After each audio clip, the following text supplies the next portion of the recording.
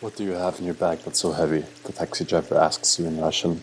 My whole life, you answer back in Ukrainian. The previous year was the most challenging year of your life. Over the course of 6 months, your grandmother had passed away after years of struggling with dementia, the last of your grandparents to pass. Your dying relationship fell apart after a series of unsuccessful attempts to bring it back to life and zombify your connection.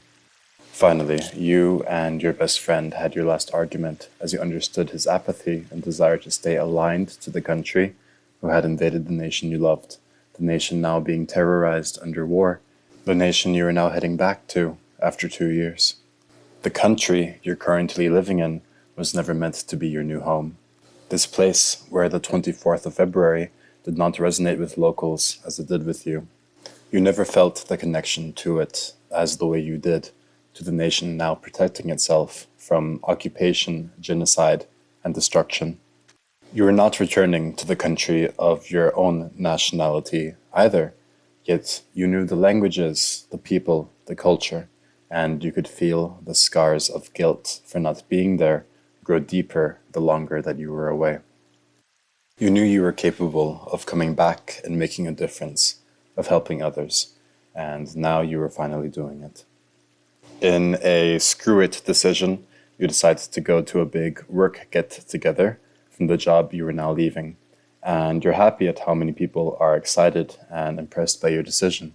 You see your ex again, and it feels awkward and strange. She had already heard that you were going away, and while you once thought that she would also be someone to do what you're about to do, she isn't impressed by your decision. She doesn't tell you to stay safe, and you think you notice from the corner of your eye a bruise upon her neck. You leave, left with the understanding that you are once again by yourself. You take a taxi to the train station, and you notice your driver is from your new home, and you speak with him in the native language. He tells you, "I'm used to people with your name being Polish, not Ukrainian," he says, starting the first in a trend of people thinking you're Polish, your accent somehow sounding similar. You regularly find it hard not to use the swear words from this language that you have gotten used to, which doesn't help to stop people from getting this impression. Your instincts have changed, and you decide you want to change them again. On the train, after crossing the border into your adopted country, you stare at the blue winter sky. A brief moment of fear takes over as you understand that any plane flying through would be a sign of danger. Things will be different now. You look at your luggage and you realize that it is not your entire life, but your entire life is who you are right now. You are making the right decision, and upon arriving home, first to the city of Lviv, a feeling of bliss and excitement takes over.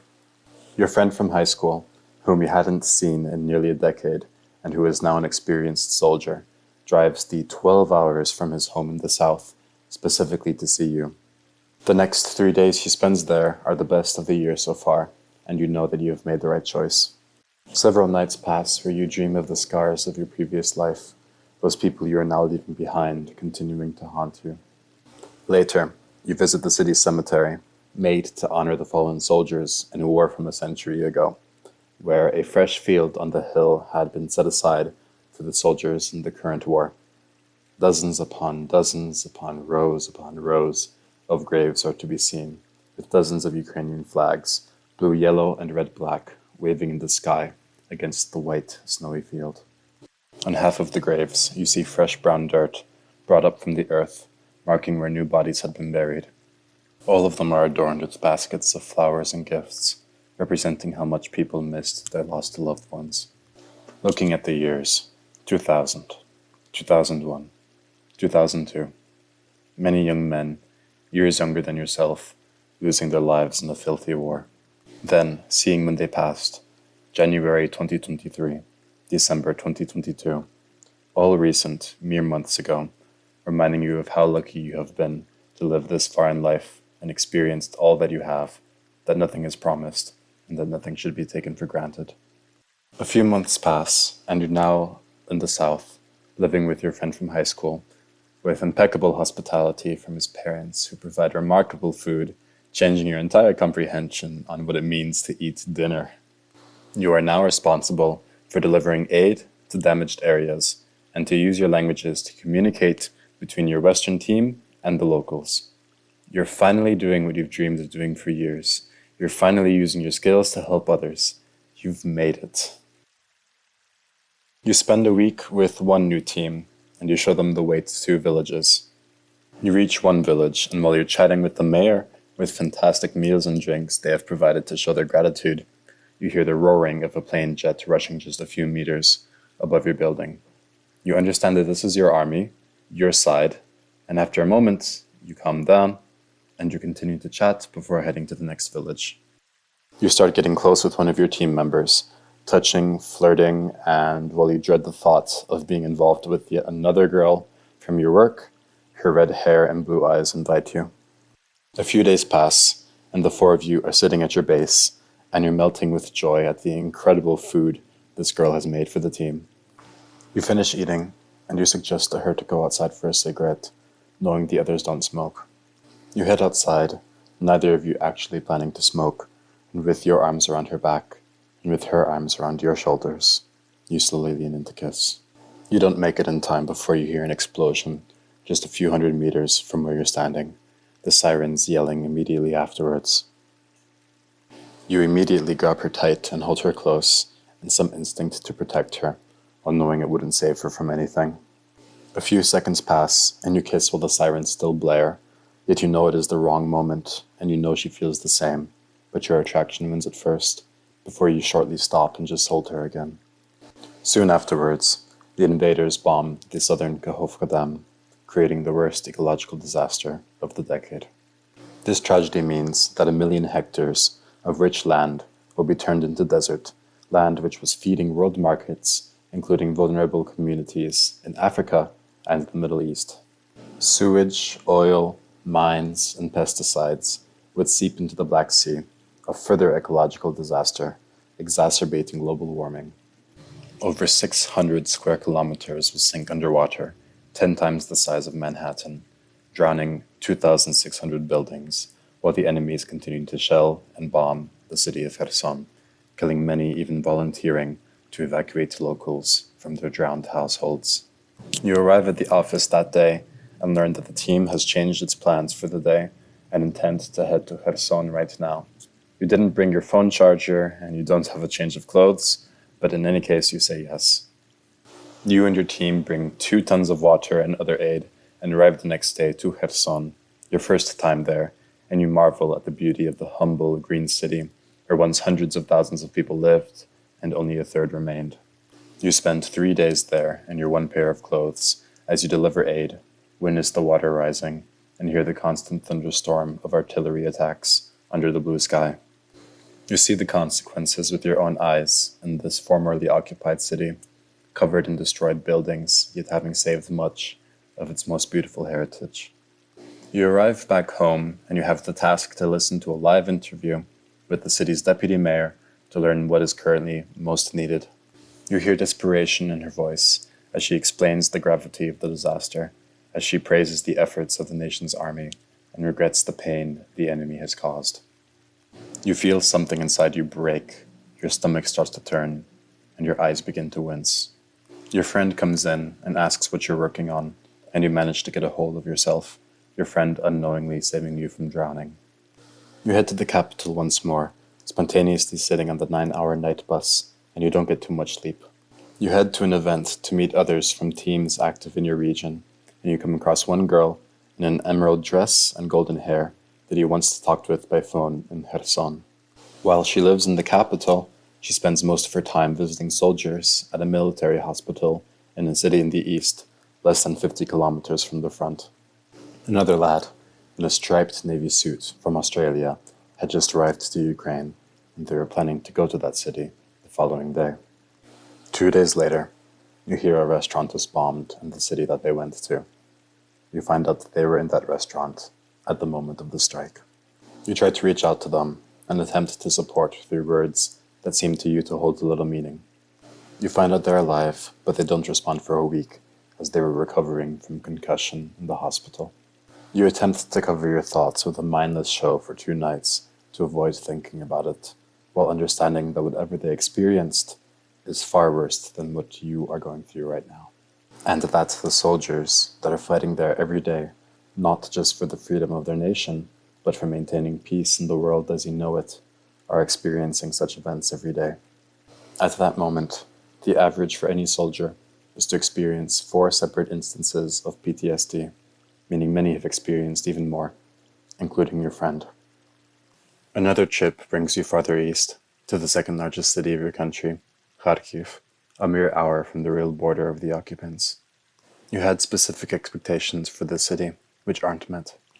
The city is quieter, smaller than you imagined, a quiet stream flowing through, contrasting with the might of the capital's river.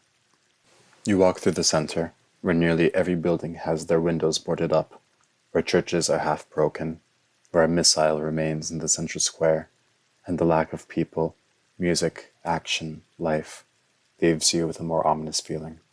Kherson is suffering, but it has the attention, and many groups are trying to help bring it to life. Kharkiv has suffered, has less support, and it leaves you with the feeling that it died and is now being revived, only too slowly. A child rides a small bicycle past a building that was shelled and with broken glass everywhere on the ground, accustomed to the knowledge that much of their city was destroyed. You meet your host from the group you were sent to cooperate with, a woman likely in her early 30s, who creates the immediate impression of being someone very mentally strong. The group takes you to the biggest neighborhood, not just of the city, but of the country, Saltivka, once with 400,000 residents, its apartment blocks now bleeding out concrete from missile attacks. The team tells you how they lived for 2 months in their basements, living just a half kilometer from the road where hundreds of tanks once drove to the city. They would only come out to their neighboring kindergarten, where the team met to discuss their plans, drive hastily to the city to grab food, and to bring it back to their neighborhood to cook for the people living there.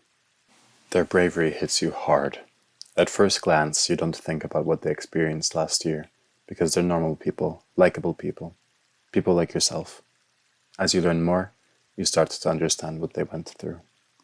You go on a distribution to a village 1.5 kilometers from the border. Even here, in a farming village, houses suffered direct hits, massive holes peering from their second floor.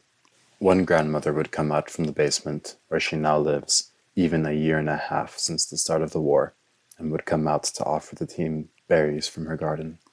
They show you their library, and even offer and sign a book to take with you, more precious to you than even the rarest gem.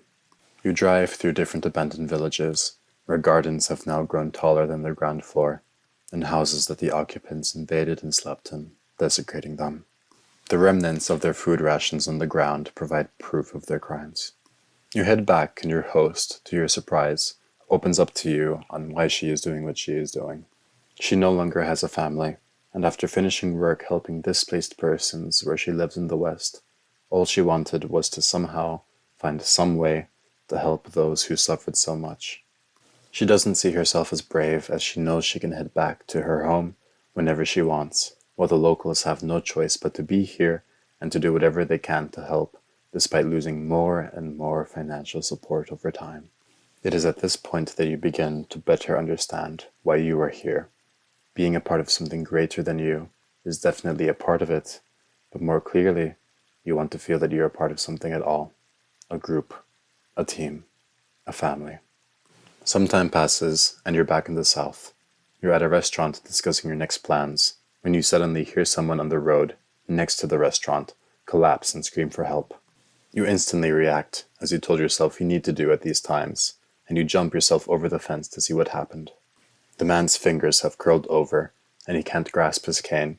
You can't see his left arm on the side he fell upon, and you notice he's missing many of his toes, the ones remaining drenched in blood.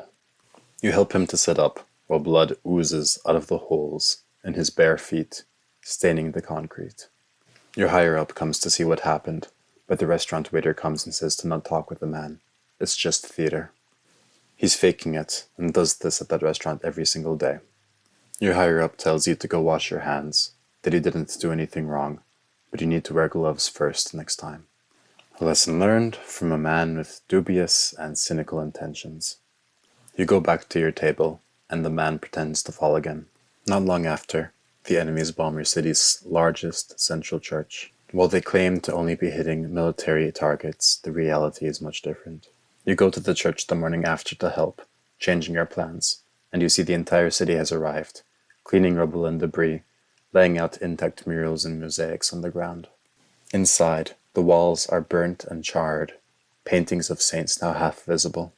While the church is still standing, an entire corner was pierced by a missile, leaving a massive gaping crater. The attack took place on a Sunday. So, the priest stood at a distance away from the church. A few of the personnel set up a loudspeaker, and they conducted a church service in view of the front of the church. It's September now, and as the wind cools down and the days shorten, you start to fear what will come in October. You at some point realized that October was always a bad month for you. Something horrible always happened at this time of year, for you personally. Last year was no exception, October 1st marking the day you both lost your best friend and the day that your relationship died. You try not to think about it. One day, you come back home and you see your friend who just got back from the front. He is visibly shaken, and when you ask what's wrong, he explains that out of 120 men in his unit, only 4 survived, including himself. The number shakes you. You continue talking, and you notice he has problems finishing certain words. At one point, when you answer him, he flinches, as if any sudden noise will bring back the trauma of gunshots and shelling. Just hearing this news is one thing, but as the days pass, you start to more fully realize the gravity of what he is saying. Later on, when you ask him if he has any plans for his birthday, at the end of November, he tells you he hasn't thought that far. He's going to the front on Friday, to the same place as last time, where 116 of his men perished, and certainly thousands more. He tells you, I haven't thought that far ahead, because I don't know if I'll be back. You have no response, your smile at the moment disappears, and you swallow, the horrid news heading to your stomach, like having eaten rotten fruit. Your friend knocks twice on the wooden table that you're sitting next to, and you do the same. You follow through with your tasks, and you eventually see the girl in the emerald dress again, as you drive these 700 kilometers from the capital to the Donbass, the land of the black sunset. You drive by communist statues, an icon of Lenin, and a missile that whistles as it flies above your head. You tell your friend you'll pay for the gas the whole trip, because lately you've been unsatisfied with the type of tasks your group has given you, because the feeling that you aren't doing enough has been crawling down your back for the past month or so. You've been spending $10 on every fundraiser you see lately to convince yourself that you're needed, which is why you offered to drive with her on her next trip to Kramatorsk. When you arrive, you go for a walk in the local park. The sounds of missiles landing and artillery fire mixing with birds chirping around you. All of this while you notice that this Donbass park is cleaner than your local park in your American hometown. You head to the hospital where you bring the medical equipment, the place looking quite as you imagined. 8 people in a room at once, the lighting in the halls making it eerier than it needs to be, and the general sense that this shouldn't be happening. Your partner makes conversation with the hospital guests while you stay quiet, not knowing or wanting to say much. The experience is heavily exhausting for the both of you, and you leave within the half hour. The next morning when you wake up, you read that the largest hotel in Odessa, your city, was destroyed, while you were sleeping 30 kilometers away from the front. You need to head back soon. Before you leave, your partner shows you the restaurant where she, her brother, and your Australian friend were shelled. The building is wrecked to the ground, a massive crater revealing the exact landing point. She tells you, when describing what happened, that she can't associate the fact that she was there, that it wasn't just a news story, but something that she experienced herself. She shows you the memorial, where she added the pictures of some of the people who perished, so that they would not be forgotten. You head back west.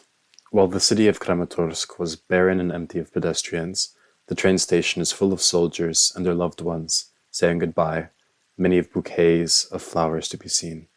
You head back to Lviv for another event where, for the first time, many foreigners would decide to cross the border to Ukraine, despite the circumstances. On one of the mornings of the conference, you wake up and go to the hotel's breakfast room. One of the conference staff tells you, I can tell who's the local here, And you realize then that there's an air alert right now around you, and that the other foreigners were sitting in the basement shelter at that moment. The night before, while you were sleeping, a Shahed drone had hit a humanitarian warehouse in that city, over 1,000 kilometers from the front. You notice that you have 3 missed calls from your soldier friend.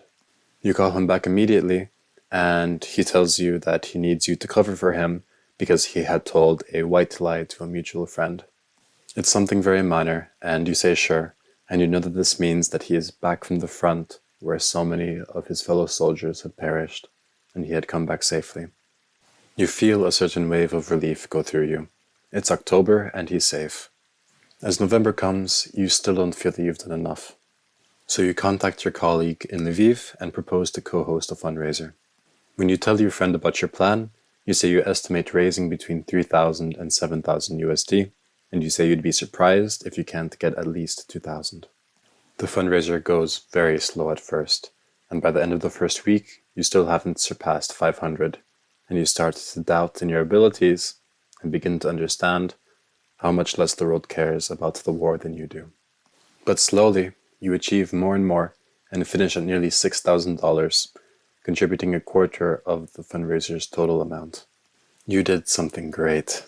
You start to feel a glow in your chest and you're smiling more. Just maybe, now, you've done enough. You have a conversation with your journalist friend who states that he feels he hasn't done enough, despite covering the most intense areas of the war during the most intense period of war, the start. And you understand that this thought of not having done enough is just that, a thought that often doesn't equate with reality. This moment of joy lasts only 3 days.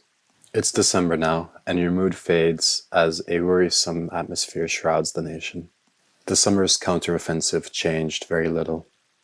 One of your friends despondently tells you that there won't be a Ukrainian victory day, that any victory will just be partial, and that we won't be able to save all of the people who are under occupation. You realize that the US, your own country, explicitly refers to supporting peace in the area, but not for the returnal of old territories. You realize that most foreigners don't care to what country the taken land belongs, and that most are unaware of the imprisonment, torture, and sheer deprivation Ukrainians are experiencing in their land that was stolen. The US's $60 billion military bill is blocked from passing, and Hungary blocks €50 billion in the EU. It's depressing. And you begin to feel the existential dread of not knowing what will happen to you and to those who you love. You even begin to feel envious of those who don't have any connection to Ukraine, who are able to continue their lives in the West without the dread of losing their lives and homes. You haven't done enough yet. However, it's time to take a break. It's time to see your parents. The last 5 times you said goodbye, you made sure to be completely present, in the moment, in case it would be the last time that you see them. Or, more specifically, that they see you. When you get home, you walk through the active streets with Christmas lights, tourists, and life, and you feel completely out of place. In your childhood room, you watch a documentary on the first days of war in the very east of Ukraine. Tears roll down your face for the first time in 2 years, for the first time since the war began. You have 1 month to be home with your family. Where your parents live, you hear commercial planes flying above you every hour, and every hour you flinch, convinced they will explode and destroy something. You need to go back, and you will, while you still can.